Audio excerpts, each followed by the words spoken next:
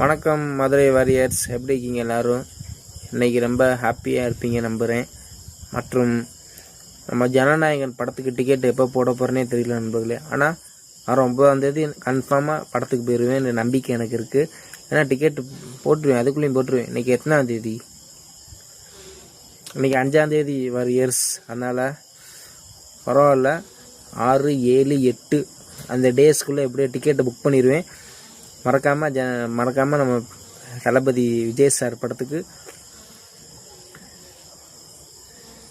அதாவது நீங்களே போயிடுவீங்கன்னு நினைக்கிறேன். பார்ப்போம்.